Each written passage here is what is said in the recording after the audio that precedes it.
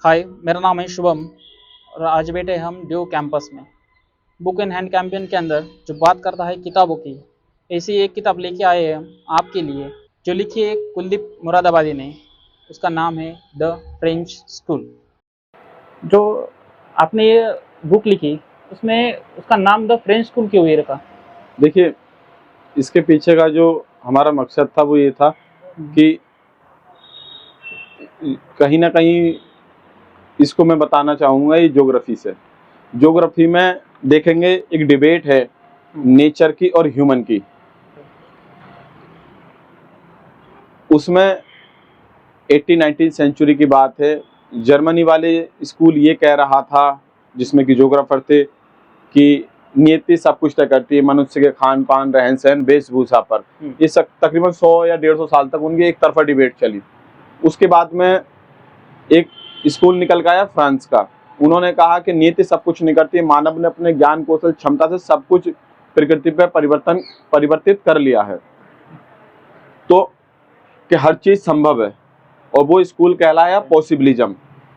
तो ठीक वैसे ही मेरे जो किरदार हैं, हया, सुफियान, कामिनी, गौरव, निधि, वो भी जिंदगी के हर मकसद में कामयाब हो जाते हैं और फतेह कर लेते हैं। तो वहीं से मैंने जो थॉट उठाया है, इसलिए नाम उसका द फ्रेंच स्कूल मैंने रखा। जो हया, सूफी और जो कैरेक्टर है, वो आपने कैसे बिल्ड किए? उसका बैकग्राउंड और उसका जो क्या है, रियल वर्ल्ड से कनेक्ट है? देखिए, सुफियान आप हो सकते हैं, गौरव आप हो सकते हैं, हया कोई भी हो सकती है। देखिए, किसी भी एक कहानी को कहने के लिए एक प्लेटफॉर्म की जरूरत होती है। बेसिकली जैसे कि ये दिल्ली में लिखी गई है और दिल्ली यूनिवर्सिटी में है, और बेसिकली मैं भी, जैसे कि नाम मेरा कुलदीप मुरादाबादी है, तो कहीं ना कहीं पश्चिमी यूपी है, तो उर्दू और अरबी और पर्शियन का कहीं ना कहीं हमारी कल्चर पे असर है। तो उसी कहानी को कैसे खूबसूरत बनाई जाए, तो उसी को नजर में रखते हुए मैंने कुछ किरदार रखे, जैसे कि सुफियान, गौरव, हया, निधि, कामिनी। ठीक है, तो ये जो मेरे किरदार हैं, कहीं ना कहीं इनका असर आप देखेंगे बोलने में, उर्दू लहजे में। तो इसलिए अपनी बात को आसानी से कहने के लिए मैंने ये कुछ किरदार रखे। नाम कुछ और भी हो सकते थे, लेकिन जो कहानी को अच्छे से बयां कर दिया जाए, ठीक उसी प्रकार के, देखिए कोई भी ऑथर जो है वो नाम लेता है। और ये बुक लिखने राइट करने का आपने सोचा क्यों, और ये जर्नी कैसे स्टार्ट हो गई? जर्नी, मैं मुखर्जी नगर में बेसिकली रहता हूँ। मेरे पार्टनर थे जिनके साथ में रहता था, विश्वजीत शुक्ला या नूर। एक मैंने छोटी सी कहानी लिखी थी, शॉर्ट कहानी, उनको मैंने दिखाई थी। उन्होंने इस कहानी को कहा कि क्यों ना इसको बड़ी शक्ल दी जाए। तो लिखते लिखते 19 से इसको मैंने शुरू किया था, 19 के तकरीबन दिसंबर से, और 23 की जनवरी तक ये मेरी किताब तकरीबन कंप्लीट हुई थी। पूरा इस किताब को लिखने में तकरीबन मुझे 4 साल लगे थे। ये जो शुरुआत हुई थी एक कहानी से हुई थी, जो कि बाद में इसको एक उपन्यास की शक्ल दी गई।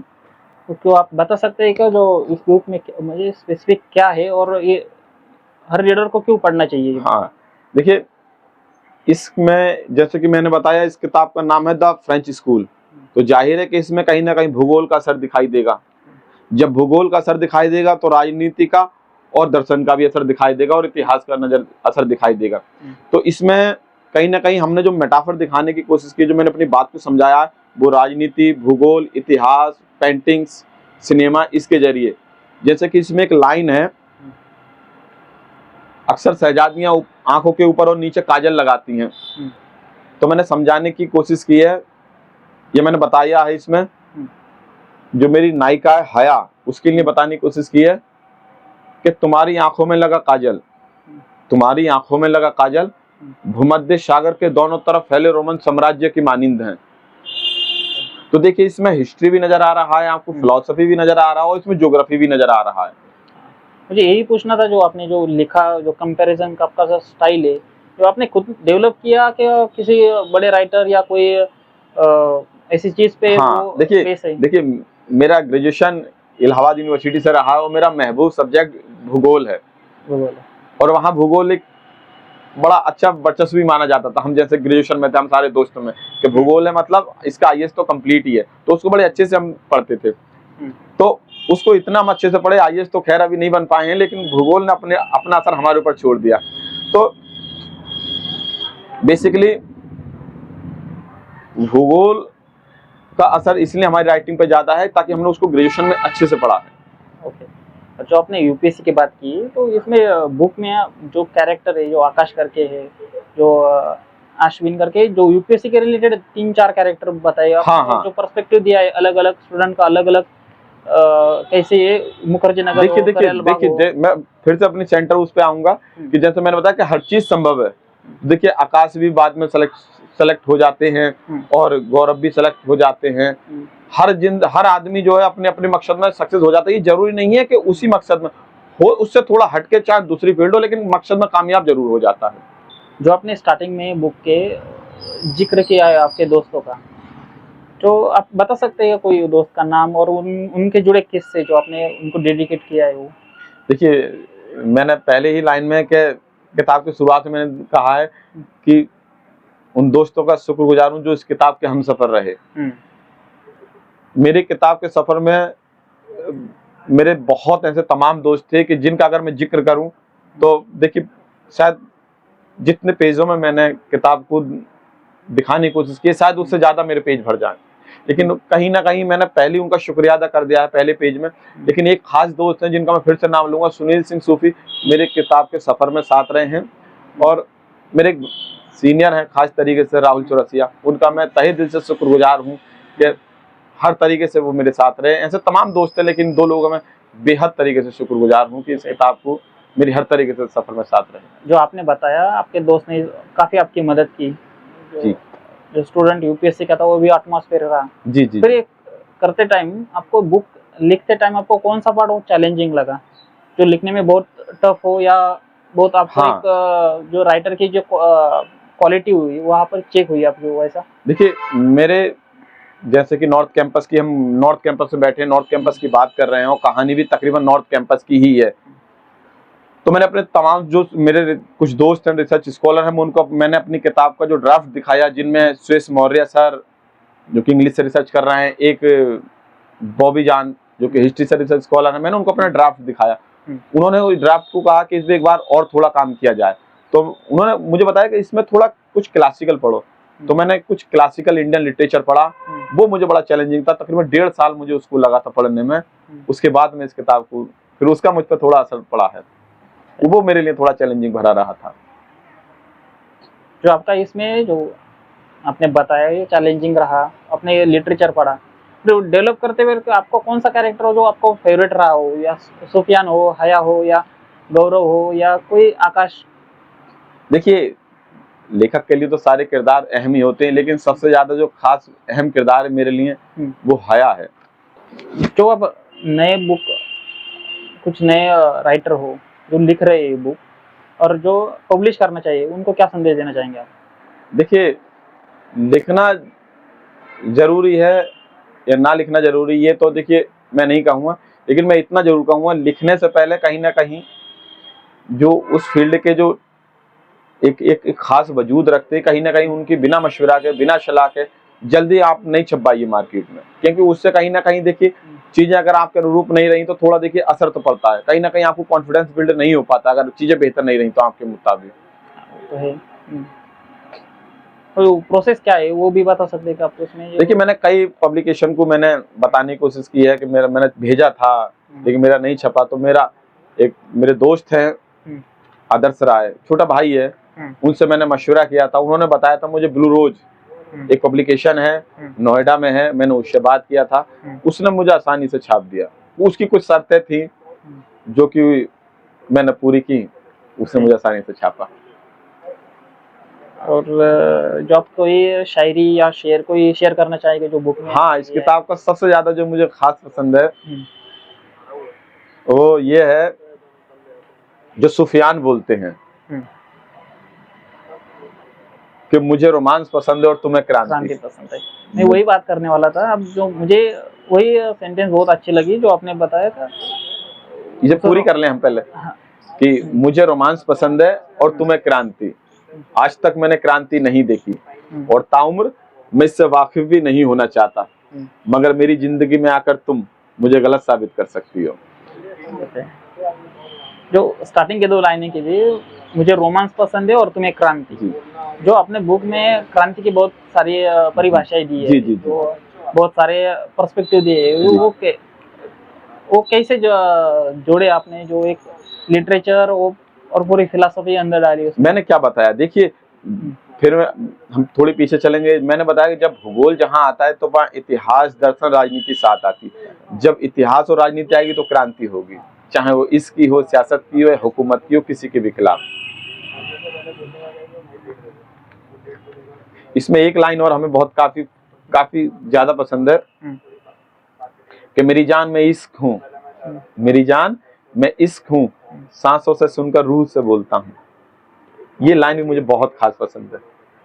जो आपने सब कैरेक्टर जो एंडिंग में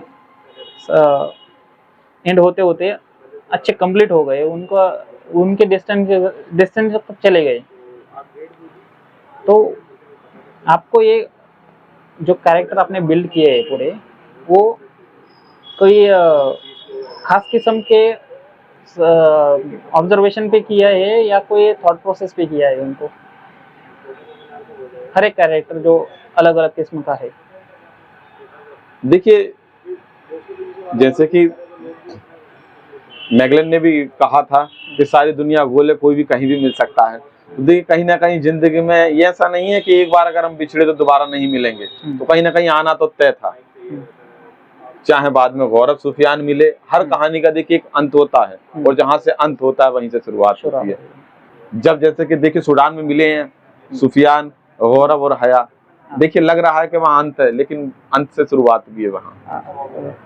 जो आपने स्टार्टिंग में जो कोरलबाग मेट्रो स्टेशन हो या राजू चौक का मेट्रो स्टेशन हो, कैनॉट प्लेस हो, जो बारीकी से उसको जो बुना है, उसमें वो आज के न्यू जनरेशन को और आपकी ये इसने उतने शांति से वो देखा और समझा और उसने बताया, तो उस बारे में आप कुछ बता? हाँ, बिल्कुल। देखिए, जिंदगी, अभी कल मैं अपने एक सीनियर के साथ जा रहा था, तो कोई बात कही थी किसी शहजादी को लेकर, तो मैंने उनसे कहा था कि आप जो है जिंदगी को मेट्रो ट्रेन की तरह देख रहे हैं। जिंदगी को मेट्रो ट्रेन की तरह मत देखिए, जिंदगी को थोड़ा ठहर के देखिए। हम लोग सब भाग रहे हैं मेट्रोपॉलिटन सिटी में, सब भाग रहे हैं एक तरीके से।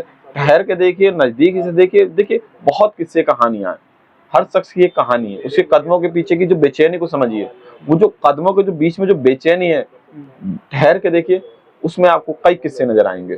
चाहे वो हया के हो, सुफियान के, गौरव के, कामिनी के, निधि के, आपके किसी के भी हो सकते हैं। लेकिन सिर्फ जरूरत है तो नजर भर के देखने की। जो आपने जो ऑफिस का जिक्र किया है, जी। ऑफिस है वो रिक्शा स्टैंड के वाला, रजत बाबू और विजय बाबू, जो इसमें जो बताए, उसमें कुछ कहना चाहेंगे आप उसके बारे में? हाँ, देखिए कहीं ना कहीं जो एक स्टेट है, जो कि पूरा सिस्टम है, कहीं ना कहीं उसको कौन चला रहा है? उसको ये ऑफिस दफ्तर ही चला रहे हैं। बात समझिए, जैसे कि हाँ, हमें दिल चला रहा है, मन चला रहा है, आंखें चला रही हैं, ठीक उसी प्रकार कि कहीं ना कहीं फोकस क्या है, पूरे सिस्टम को चलाने का ये दफ्तर ही होते हैं। आप कहीं किसी काम से जा रहे हैं, दफ्तर वाले चाहे तो हाल ही में वो काम कर दें, या फिर अपने टेबल पर उस काम को रोक के रखें। तो कहीं ना कहीं इन्हें थोड़ी जिम्मेदारी समझने की जरूरत है।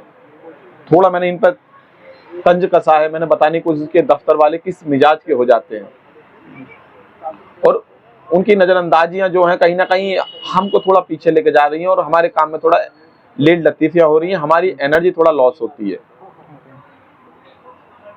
जो आपने जो ड्यू कैंपस के हर चाय, हर कैंटीन, तो उसके जो बारे में जो बताए, बहुत ही सटीक तरीके से बताया। देखिए, इस किताब में एक चीज और है, इसमें लाइन है, उन होठों को सरेरा सूली पर चढ़ा दिया जाए, उन होठों को सरेरा सूली पर चढ़ा दिया जाए, जिन्होंने ना पी हो कभी चाय और ना किया हो कभी बोसा। तो ये कहीं ना कहीं चाय को बहुत मैंने बारीकी से दिखाने की कोशिश की है, और मुझे लगता है कहीं ना कहीं इस पर थोड़ा अमल किया जाए हुकूमत को। जो सुफियान है वो यहाँ पर आता है एमए फर्स्ट ईयर के लिए जी, तो उसका सफर ही फर्स्ट ईयर से स्टार्ट होता है जी, और जो आपका ही कई तौर से यहाँ से ही फर्स्ट ईयर स्टार्ट होता है जी। तो आपने आपको एक कोरिलेट किया है उसको, सुफियान को खुद से या मैंने देखिए, जैसे कि मैंने फिर से बताया, वो सुफियान आप हो सकते हैं, जनाब हो सकते हैं, कोई भी हो सकता है। कहीं ना कहीं हर इंसान देखिए कहानी को खुद को जोड़ के देखता है। हो सकता है कि अभी गेट नंबर 4 में बैठा चाय पी रहा हो सुफियान, या हो सकता है कि मेरे सामने हो सुफियान, वो भी हो सकता है। देखिए सुफियान तभी मुकम्मल है जब उसके पास उसकी हया है। जो रीडर है उनको क्या संदेश देना चाहेंगे आप इस बारे में? मैं यही कहना चाहूँगा, जितने खूबसूरत रीडर हैं, उतने खूबसूरत आंखों से, उतने खूबसूरत दिल से, उतना खूबसूरत वक्त निकाल के उनको पढ़ना चाहिए और लिखना चाहिए, और अच्छे लोगों के साथ में कम से कम एक शाम तो गुजारनी चाहिए, एक चाय की कुल्हड़ पर। जो आपने जिक्र किया है अपने छोटे भाई का, जी स्टार्टिंग में जी जी जी डेडिकेट किया है, उनके बारे में कुछ कहना चाहेंगे? देखिए, हर इंसान को कहीं ना कहीं किसी से एक खास लगाव होता है। रिपू मेरे छोटे भाई हैं, वो मेरी जिंदगी का सबसे खूबसूरत कोहिनूर है। मैं धरती पर कोई भी आखिरी शख्स मुझे चुनने का नंबर आएगा तो मैं अपने छोटे भाई को चुनूंगा। आपको कैसी लगी किताब, अगर मैं आपसे पूछूं? मुझे तो बहुत अच्छी लगी, उसके जो सुफियान हो या हया हो, जो कैरेक्टर डेवलप किया आपने वो बहुत ही बढ़िया थे। और जो यूपीएससी के भी जो कैरेक्टर जी जी डेवलप जी, किए, जो जैसे कि आयुषी किरदार है, आयुषी हो, आकाश कितना हो, मार्मिक वो किरदार है कि वो कोलकाता से 4-5 साल से राजीव गांधी हॉस्टल में है, हाँ तैयारी कर रही है, बावजूद इसके सिलेक्शन उसका नहीं हो पा रहा है। पिताजी उसके रिक्शा चला रहे हैं, सही है। लेकिन हिम्मत नहीं हार रहे हैं। आयुषी का भी तकरीबन सारे ख्वाब, सारी हसरतें उसकी टूट चुकी थी, लेकिन आखिरी कहते हैं ना कि कहीं ना कहीं अगर आप लगे रहेंगे तो आपको कामयाबी मिल ही नहीं ही तय है। चलिए, बहुत बहुत शुक्रिया। धन्यवाद।